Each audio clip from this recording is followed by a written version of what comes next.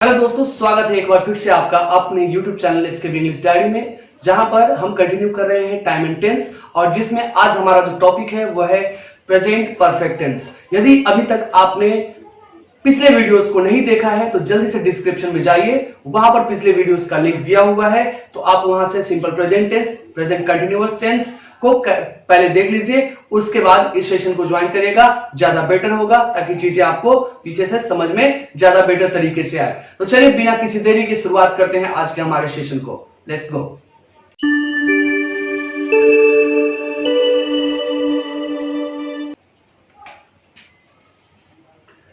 आज का जो हमारा सेशन है वो डिपेंडेंट है पूरा प्रेजेंट परफेक्ट टेंस के ऊपर, और आज जो हम प्रेजेंट परफेक्ट टेंस के जितने भी बारीकियां हैं, जितनी भी चीजें हैं इसके अंदर, उस सारे को कवर करेंगे। और इस सेशन के बाद आपको प्रेजेंट परफेक्ट से रिलेटेड किसी तरह की परेशानी नहीं आएगी। तो चलिए स्टार्ट करते हैं। प्रेजेंट परफेक्ट के सबसे पहले हम स्टार्ट करते हैं अफर्मेटिव स्ट्रक्चर से। अफर्मेटिव स्ट्रक्चर सबसे पहला जो इसका जो काम है कि यह प्रेजेंट परफेक्ट टेंस का जो स्ट्रक्चर होगा बच्चे वो कैसा होगा। तो प्रेजेंट परफेक्ट टेंस का जो स्ट्रक्चर होता है उसमें आपको ध्यान देना है कि सबसे पहले क्या होगा, एज यूजुअल सब्जेक्ट होगा, सब्जेक्ट। देन आपको इसमें जो हेल्पिंग वर्ब जो यूज होता है वो यूज होता है हैज और हैव, हैज और हैव, हैज और हैव हेल्पिंग वर्ब का यूज हमने यहाँ पे करना है। उसके बाद जो आएगा वो आएगा वर्ब 3, और उसके बाद जो हमारा रहेगा वो हमारा रहेगा ऑब्जेक्ट। ठीक है, यदि कोई रेस्ट वर्ड आ जाता है तो रेस्ट वर्ड को भी रख लेंगे, और लास्ट में हमारा क्या हो जाएगा, हमारा हो जाएगा full stop.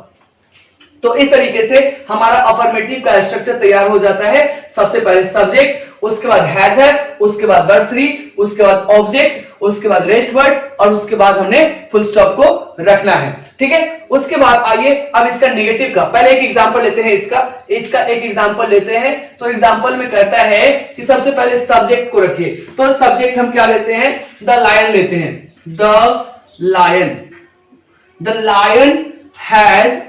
Has roared, the lion has roared. अब यहां पे देखिए द लायन, ये हमारा क्या हो गया बच्चे, ये हमारा हो गया सब्जेक्ट, ये हमारा हो गया सब्जेक्ट। इसके साथ हमने हेल्पिंग वर्ब का यूज किया है, ये है हेल्पिंग वर्ब, ये हमारा हेल्पिंग वर्ब है। और उसके बाद मेन वर्ब 3, यहां पर हमने जो रोअर्ड जो यूज किया है ये हमारा मेन वर्ब था, और उसका तीसरा रूप हमने यूज किया है। ठीक है, तो ये हमारा हो गया सब्जेक्ट, हैज हमारा यहाँ पे हैज हेल्पिंग वर्ब हो गया, और वर्ब 3, और यहाँ पे कोई ऑब्जेक्ट नहीं है, ऑब्जेक्ट मिसिंग है, तो सेंटेंस हमारा यहीं पे कंप्लीट हो जाता है। आइए बात करते हैं इसके नेगेटिव स्ट्रक्चर की। इसके नेगेटिव स्ट्रक्चर को यदि आप देखेंगे, इसके नेगेटिव स्ट्रक्चर को ध्यान देंगे तो कुछ भी नहीं बदलता है। नेगेटिव स्ट्रक्चर में आप देखेंगे कोई भी विशेष चेंज आपको नहीं दिखेगा, कोई भी विशेष चेंज आपको नहीं दिखेगा। सब्जेक्ट की जगह पे आपको सब्जेक्ट रहेगा ही। उसके बाद हैज और हैव, हैज और हैव, हैज और हैव के बाद क्या करना है बच्चे, तो यहीं पे नेगेटिव वर्ड नॉट का यूज करना है। हैज और हैव के बाद हमने यहाँ पे क्या लगा देना है, नॉट का यूज कर देना है। और उसके बाद हमारा क्या हो जाएगा, मेन वर्ब 3 हो जाएगा। मेन वर्ब जो होगा उसका तीसरा रूप यूज करना है। और उसके बाद आप देखेंगे कि यदि रेस्ट वर्ड है तो रेस्ट वर्ड, अदरवाइज यहीं तक हमारा समाप्त हो जाता है। रेस्ट वर्ड है तो सॉरी, यहाँ पे ऑब्जेक्ट हमने मिस कर दिया, यहाँ पे ऑब्जेक्ट डालेंगे, देन आपका रेस्ट वर्ड, एंड देन आपका क्या हो जाएगा, फुल स्टॉप हो जाएगा। तो इस तरीके से हमारा नेगेटिव का स्ट्रक्चर भी बनता है। अब नेगेटिव स्ट्रक्चर में ध्यान देना है कि नॉट का जब भी हम प्रयोग करेंगे, ये नॉट का जब भी हम प्रयोग करेंगे, ये कहां प्रयोग होगा, तो हमेशा हेल्पिंग वर्ब के बाद प्रयोग होगा। अब यदि आप हैज, हैव और प्लस नॉट इसको क्या करते हैं, कॉन्ट्रैक्ट करके मतलब जोड़कर एक साथ में लिखना चाहे तो लिख सकते हैं। हैज नॉट के जगह पे हैजंट यूज कर सकते हैं, हैव नॉट के जगह पे हैवंट यूज कर सकते हैं। अब बच्चे एक बात का ध्यान रखिएगा कि हैज नॉट और हैजंट में क्या अंतर है। तो हैज नॉट नॉर्मली है, हैज और नॉट दोनों अलग अलग वर्ड्स यूज हो रहा है, लेकिन हैजंट जो है वह क्या है, कॉन्ट्रैक्टेड वर्ड है ना, कॉन्ट्रैक्शन है। कॉन्ट्रैक्शन किसका है, तो हैज और नॉट का। अच्छा, तो इसका यूज क्या क्या हो सकता है, तो नॉर्मली जो आप यहाँ यूज देख रहे हैं बेसिक यूज है ये इसका, स्पेशल यूज किस लिए होता है? तो सेंटेंस के फ्लुएंसी को बढ़ाने के लिए इसका यूज हम लोग करते हैं। जब आप किसी भी तरह का सेंटेंस का यूज करते हैं, उसको बोलते हैं, तो उसको उसकी फ्लुएंसी को बढ़ाने के लिए हम लोग इसका यूज करते हैं। हैजंट यूज कर सकते हैं, हैवंट यूज कर सकते हैं। दूसरी चीज है कि कभी कभी स्पेशल केस में ऐसा भी होता है कि सेंटेंस को इम्फेसाइज करने के लिए, इम्फेसाइज करने के लिए, कहने का मतलब है कि सेंटेंस को जोरदार बनाने के लिए भी हम लोग कॉन्ट्रैक्टेड वर्ड का यूज करते हैं। ठीक है, आइए एक एग्जांपल लेते हैं। जो हमारा पहला एग्जांपल था, द लायन हैज रोअर्ड, इसी का नेगेटिव बनाते हैं। तो नेगेटिव क्या बनेगा? The lion has not रोअर्ड।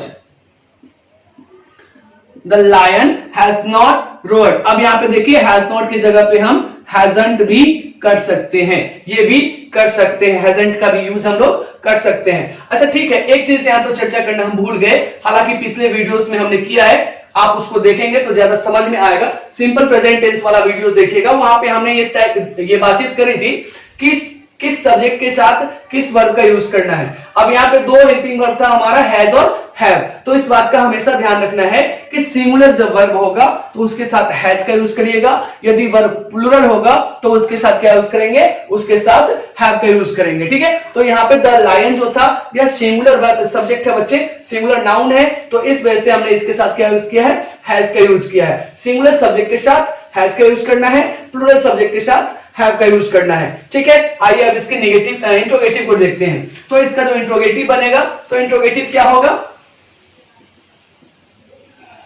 Interrogative में मैं पहले ही बता चुका हूं पिछले वीडियोस में कि इंट्रोगेटिव दो तरह के होते हैं, एक यस नो होता है, एक यस नो होता है, और दूसरा होता है WH क्वेश्चंस, है ना। यस नो वाले क्वेश्चंस में आप हाँ या ना में जवाब दे सकते हैं। तो यस नो क्वेश्चन से मान लीजिए कि आपको करना है, इसका स्ट्रक्चर बनाना है, ये आप बनाकर हमें कमेंट बॉक्स में बताएंगे, ठीक है ना। ये काम मैं आपके ऊपर छोड़ रहा हूं, मैं आपको सिर्फ समझा दे रहा हूं कि कैसे करना है। अभी देखिए, सब्जेक्ट प्लस हैज और have, not plus main verb 3 plus object, बाकी को आप भूल जाइए। यहाँ पे इंट्रोगेटिव जो है, इंट्रोगेटिव में क्या करना है बच्चे कि ये जो आपका हैज और हैव था, हेल्पिंग वर्ब जो है बच्चे, उसको क्या कर लेना है? बाहर निकाल लेना है। हेल्पिंग वर्ब को बाहर निकाल लेना है, उसके बाद सब्जेक्ट को रखना है, और इंट्रोगेटिव में यदि निगेटिव रहे तो यहाँ पे नॉट को लगाइएगा, अगर निगेटिव नहीं रहे तो नॉट को हटा दीजिएगा, और बाकी सारी चीजें सेम होंगी।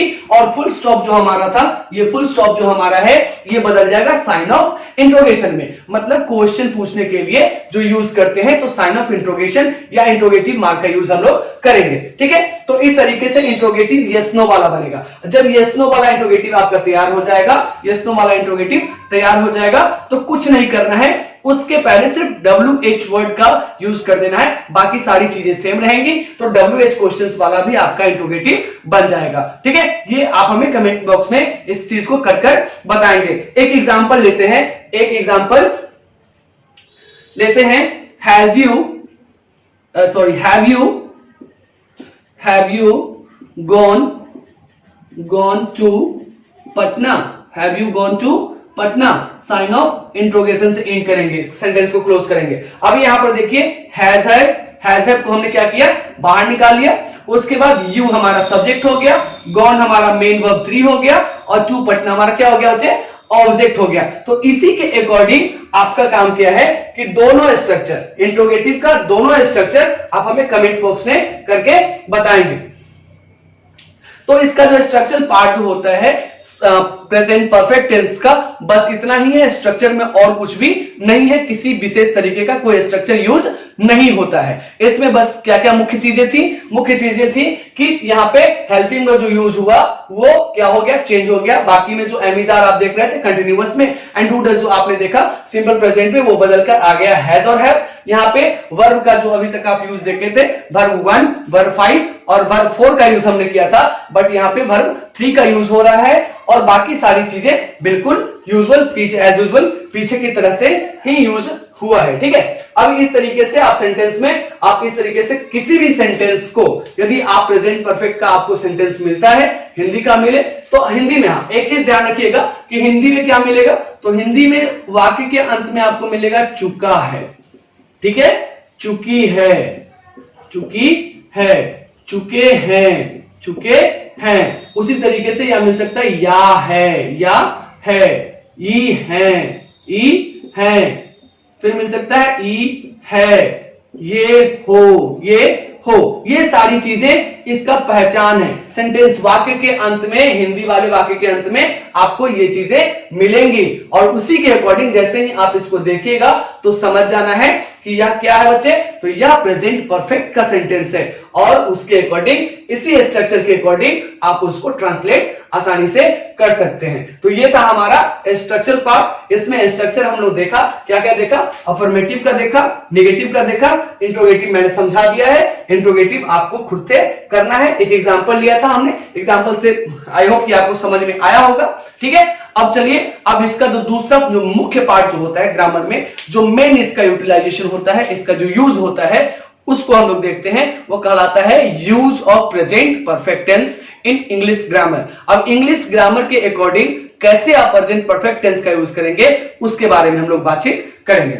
आगे बढ़ने से पहले एक जरूरी सूचना कि जो भी वीडियोस हैं प्रेजेंट परफेक्ट, अभी मैं पढ़ा रहा हूं, प्रेजेंट परफेक्ट के बाद जो भी आने वाले वीडियोस हैं वो आने वाले 1-2 दिनों के अंदर सारे अपलोड्स हो जाएंगे। आप जितने भी दर्शक हम इसके साथ जुड़े हैं, जितने भी बच्चे इस सेशन को देख रहे हैं, वो जल्दी से जल्दी पहले तो इस वीडियोस को शेयर करिए और यदि चैनल आपने सब्सक्राइब नहीं किया है तो चैनल को जल्दी से सब्सक्राइब कर लीजिए, बेल आइकन को दबा लीजिए ताकि जितने भी नोटिफिकेशंस हो, हमारे आने वाले वीडियोस हो, वो आपके पास आसानी से पहुंच जाए, उसका नोटिफिकेशन आपको मिल जाए। और यदि अभी तक आपने शेयर नहीं किया है तो जल्दी से अपने दोस्तों के साथ शेयर कर दीजिए ताकि वो भी इस सेशन का फायदा उठा सके। ठीक है, तो चलिए अब स्टार्ट करते हैं हम लोग use of present perfect tense. Use of present perfect tense, use of present perfect tense. अच्छा, इसके हिंदी से ही पता लग रहा है परफेक्ट। कोई भी व्यक्ति या कोई भी चीज परफेक्ट कब होता है, जब वह कंप्लीटेड होता है, उसमें किसी तरह की काम, किसी तरह का काम खामियां, किसी तरह का काम जो है नहीं बचे, है ना। तो उसको हम लोग क्या बोलेंगे, उसको बोलेंगे हम लोग कंप्लीटेड एक्शन। उसको हम लोग क्या बोलेंगे, उसको हम लोग बोलेंगे कंप्लीटेड एक्शन या उसको बोल सकते हैं परफेक्ट एक्शन।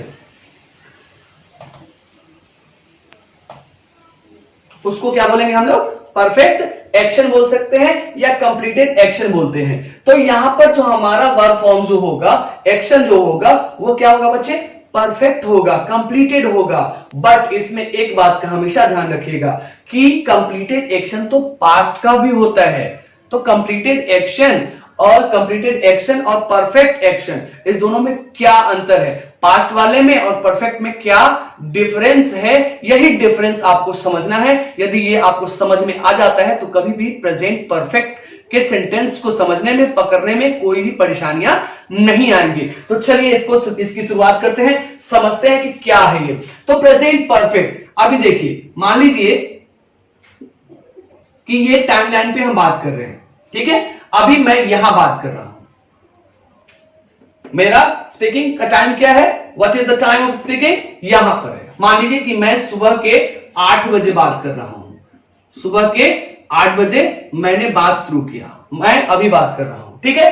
और मैं क्या बात कर रहा हूं, मैं बात कर रहा हूं कि मैंने खाना खा लिया है, मैंने खाना खा लिया है या मैं खाना खा चुका हूं, मैंने खाना खा लिया है या मैं खाना खा चुका हूं। अब देखिए, मेरा खाने का जो टाइम होगा, ये मेरा बोलने का टाइम है, ये मेरा बोलने का टाइम है 8 AM, बट मैंने खाना कब खाया है, तो मैंने खाना इधर खाया था। कहने का मतलब कि ये 8 बजे से पहले का जो टाइमिंग होगा, इधर खाया था और ये एक्शन घटित हुआ कहां, पास्ट में हुआ। ये एक्शन कहां हो गया, पास्ट में हुआ। अब बताओ मुझे कि पास्ट का एक्शन है, ये परफेक्ट है, मतलब जो खाने का जो काम था वो कंप्लीट हो चुका है। इस वजह से यहां पर जो हमारा वर्ब है ईटिंग, ईट जो वर्ब है वह कंप्लीटेड है ना, खाने का काम मेरा कंप्लीट हो चुका है। बट इसमें क्या होता है अंतर पास्ट वाले में, कि पास्ट वाले का काम पास्ट में ही समाप्त हो चुका है, बट इसका क्या होता है कि ये कैरी ऑन होता है। कहां कैरी ऑन होता है, प्रेजेंट तक, मतलब कि पास्ट में कोई काम समाप्त होगा और उसका इफेक्ट कहां बना हुआ होगा बच्चे, तो उसका इफेक्ट जो है वह बना हुआ रहेगा आपको प्रेजेंट में, है ना। उसका इफेक्ट कहां बना हुआ रहेगा, प्रेजेंट तक बना हुआ रहेगा। तो जब कोई काम पास्ट में समाप्त हुआ हो और उसका इफेक्ट प्रेजेंट तक बना हुआ हो तो उसके लिए हम क्या करेंगे, उसके लिए हम क्या करेंगे, उसके लिए हम लोग प्रेजेंट परफेक्ट टेंस का यूज करेंगे।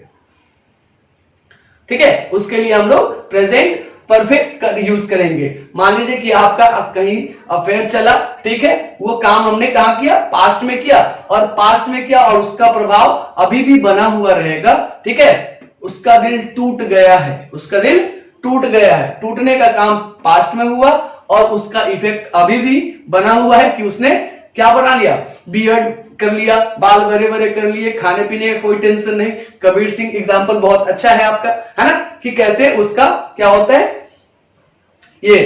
फिर बहुत सारे वैसे एग्जांपल्स हैं, आप देख सकते हैं। ठीक है, तो इस तरीके से कोई भी एक्शन पास्ट में हो और उसका इफेक्ट जो है वो कहां बना हुआ रहे, प्रेजेंट में बना हुआ रहे। मान लीजिए एक और एग्जांपल लेते हैं कि आपने पास्ट में कोई पढ़ाई नहीं करी, ठीक है, आपने पढ़ाई नहीं की है और उसका इफेक्ट अभी तक वर्तमान तक बना हुआ रहता है ना। वो चीजें आपको अभी तक खटकती रहती है मन में कि मैंने क्यों नहीं पढ़ाई की।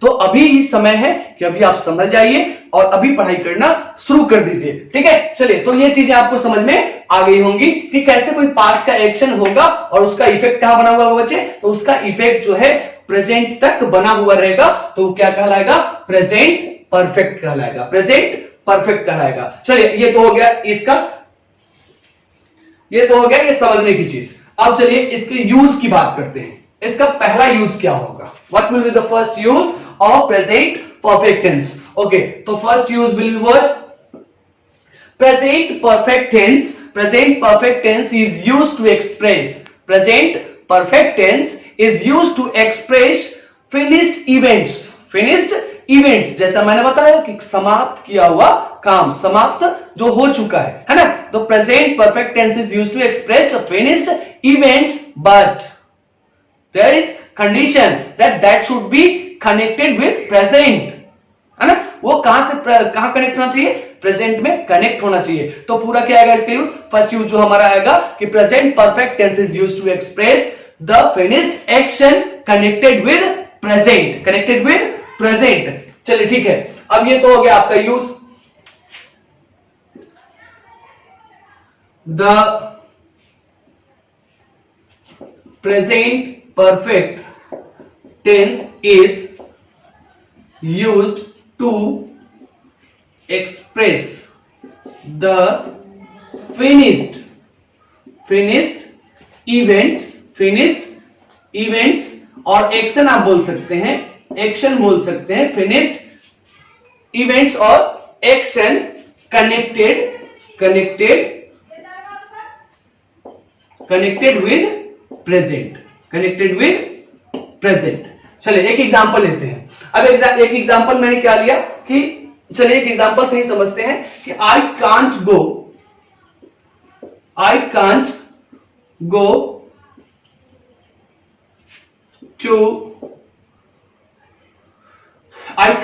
to zoo because I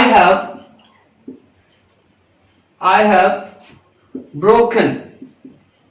broken my leg. I can't go to zoo because I have broken my leg. मैं जो हूं वह जू नहीं जा सकता। अब ये बात जो है वह प्रेजेंट में वह बात कर रहा है कि वह जू नहीं जा सकता है। क्या रीजन है, रीजन क्या है कि I have broken my leg, क्योंकि मैंने अपना पैर क्या कर लिया है, तोड़ लिया है। अभी पैर तोड़ने का काम बच्चे ये कहां एक्शन हुआ, तो ये एक्शन हुआ पास्ट में, ये एक्शन कहां हुआ, पास्ट में। उसका इफेक्ट कहां बन रहा है, तो उसका इफेक्ट बन रहा है ये प्रेजेंट में।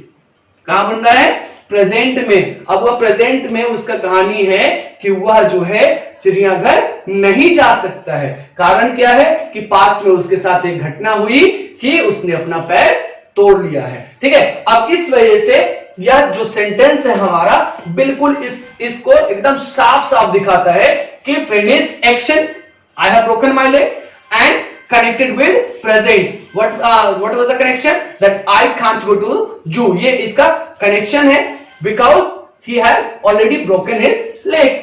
उसने पहले ही अपना पैर क्या कर लिया, तोड़ लिया है, ठीक है। तो इस वजह से क्या होगा, I can't go to zoo because I have broken my leg. ये इसका एकदम सटीक एग्जाम्पल है।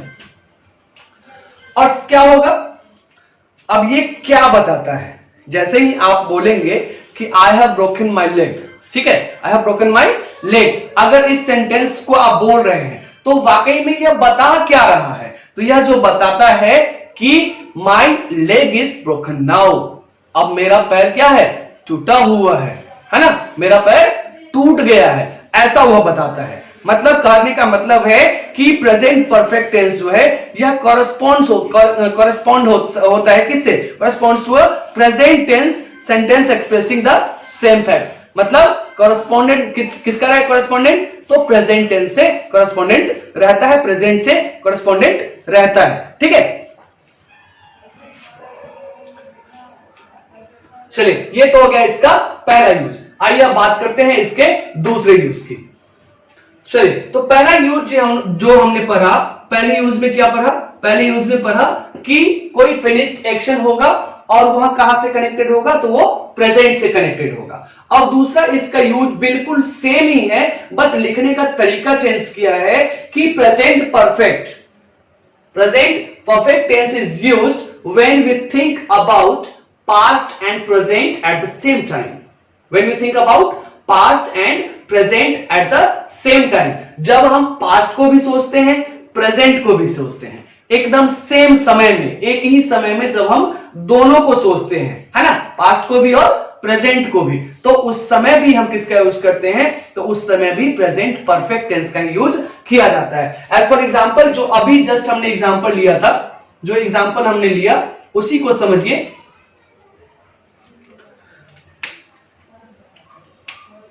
हमने एग्जाम्पल क्या लिया कि अभी देखिए पास्ट में क्या घटना हुई कि I have broken my leg. ये कहां घटना हुई, I have broken my leg, ये घटना हुई बच्चे पास्ट में, ये पास्ट एक्शन है ना, पास्ट एक्शन इसको बोल सकते हैं या फिनिश्ड एक्शन भी बोल सकते हैं, आप फिनिश्ड एक्शन बोल सकते हैं। तो पास्ट या फिनिश्ड एक्शन है। अब हमने कहा अभी जो हमारा थिंकिंग है, हमारा थॉट जो है वह कहां है, अभी पास्ट में शिफ्ट हुआ है, ठीक है। अभी इसको प्रेजेंट में लाते हैं। अब प्रेजेंट में हमारा क्या है कि I can't go to Patna.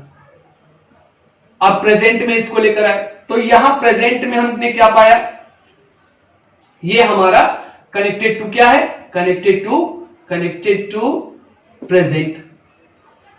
ये किससे कनेक्ट है, प्रेजेंट से कनेक्ट है, ठीक है। तो इस तरीके से जब सेम थॉट, हमारा थॉट जो है जब एक ही समय में पास्ट में भी चलता हो और प्रेजेंट में भी चलता हो, तो प्रेजेंट वाला तो प्रेजेंट में according to the sentence meaning रहेगा, ठीक है, और पास्ट वाला जो फिनिश्ड एक्शन जो होगा वह किस में रहेगा, तो वह हमेशा रहेगा आपको प्रेजेंट परफेक्ट में रहेगा। बिल्कुल समझ में आएगा और मुझे उम्मीद है कि ये चीजें आपको बिल्कुल साफ साफ समझ में आई होंगी। अभी देखिए रिपीटेशन अप टू नाउ,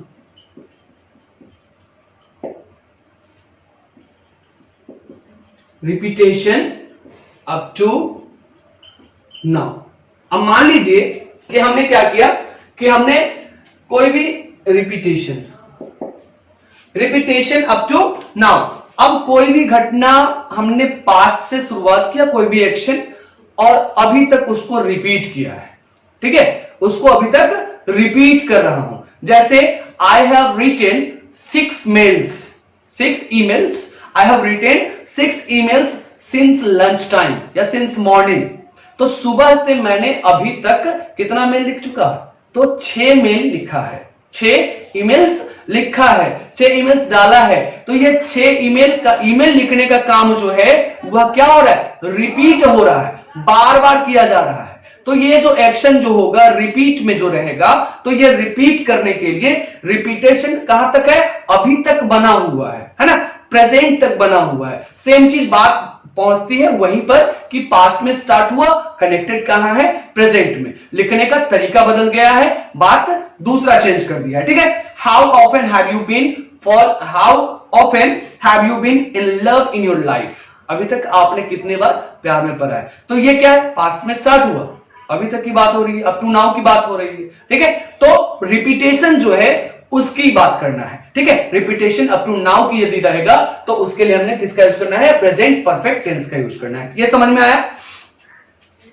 अब उस तरीके का एक और यूज कर सकते हैं, जैसे आप अभी तक पढ़े होंगे कि प्रेजेंट परफेक्ट कंटिन्यूअस से ही हम सेंटेंस को दिखाते हैं कि मैं उसे वर्षों से जान रहा हूं, है ना, या मैं उसे वर्षों से जानता रहा हूं। एक स्पेशल कंडीशन में ऐसा भी क्वेश्चन लिखा जा सकता है, सेंटेंस को लिखा जा सकता है कि I have known her for years, I have known her for years, मैंने उसको वर्षों से जाना है, मैंने उसको वर्षों से जाना है, समझा है। I have known her for years, है ना, तो मैंने उसको वर्षों से जाना है। इस तरीके का सेंटेंस हम यूज किया जा सकता है, यह सही हो सकता है इन स्पेशल कंडीशंस। इसमें एक चीज का हमेशा ध्यान रखना है कि यह दिखता पास्ट में है, बट यदि आपको पास्ट टाइम दे दिया, पास्ट टाइम का यूज कर दिया, तो वो सेंटेंस फिर प्रेजेंट परफेक्ट में नहीं रहेगा, प्रेजेंट परफेक्ट में वो बिल्कुल भी नहीं रहेगा। जैसे ही पास्ट टाइम दे दिया, है ना, तो वह चला जाएगा सेंटेंस सिंपल पास्ट में, है ना, पास्ट में चला जाएगा, प्रेजेंट में फिर नहीं रहेगा। तो क्या क्या इसमें नहीं मिल सकता है आपको, तो इसमें लास्ट ईयर, लास्ट वाला शब्द नहीं मिलेगा। एडवर्ब ऑफ टाइम आप देखेंगे तो लास्ट ईयर नहीं मिलेगा, लास्ट वीक नहीं मिलेगा, लास्ट मंथ नहीं मिलेगा, यस्टरडे नहीं मिलेगा, द अदर डे नहीं मिलेगा, द प्रीवियस डे नहीं मिलेगा, एगो नहीं मिलेगा। ये सब वर्ड्स जो है आपको प्रेजेंट परफेक्ट टेंस में यूज नहीं होता है। अगर ऐसा यूज किया हुआ होता है तो या तो उस सेंटेंस को आपको पास्ट में ले जाना होगा, नहीं तो वो टाइम हटाकर आपको प्रेजेंट वाला टाइम यूज करना होगा, अप टू नाउ वाला यूज करना होगा, ठीक है। जैसे एक एग्जांपल लेते हैं, my grandmother told me a story just now. अब जस्ट नाउ जो ये प्रेजेंट का है ना, लेकिन अगर इसी को मैं बोलूं कि my grandmother has told me a story yesterday, has told me a story yesterday. अब यहां पर हैज टोल्ड जो हमने यूज किया है वह कब तक सही रहेगा, जब तक यस्टरडे का यूज नहीं करेंगे। अगर यस्टरडे का यूज कर दिया बच्चे, यस्टरडे जैसे ही डाल दिया तो हैज टोल्ड जाना चाहिए टोल्ड में। My grandmother told me a story yesterday, ऐसा बिल्कुल सही होगा। अगर आपने लिखा कि my grandmother has told me a story yesterday, तब ये सेंटेंस क्या हो जाएगा, रॉन्ग हो जाएगा, क्योंकि यस्टरडे जो है वह पास्ट का टाइम है। जैसे ही पास्ट का टाइम यूज करेगा तो उसको सिंपल पास्ट में या पास्ट वाले सेंटेंस में आपको डालना पड़ेगा, ठीक है। उम्मीद करता हूं कि ये चीजें आपको समझ में आई होंगी। तो अब सवाल आता है कि जब ये सारे टाइम का यूज हम नहीं करेंगे तो किस टाइम का यूज करेंगे। अगर इन सब टाइम का हम यूज नहीं कर पाते हैं तो किस टाइम का यूज करेंगे, तब इसके लिए जो आपका टाइम जो हो जाएगा वो हो जाएगा एवर। एवर का मतलब क्या होता है, कभी या अब तक किसी समय, कभी या अब तक किसी समय। तो एवर, नेवर, ऑलवेज, ओकेजनली, है ना, often, several times, already, yet, just, lately, recently, so far, ठीक है। सोफा, उसके बाद up to now, up to the present, up to वाला सब हो जाएगा, ठीक है। Since, for, during the last few weeks, during the last few months, ये सभी जितने भी टाइम्स हैं ये पीछे से स्टार्ट होकर प्रेजेंट तक आते हैं, है ना, प्रेजेंट तक कनेक्टेड रहता है। तो इस वजह से ये सारे टाइम्स जो है वो क्या दर्शाएगा, प्रेजेंट परफेक्ट टेंस को दर्शाएगा।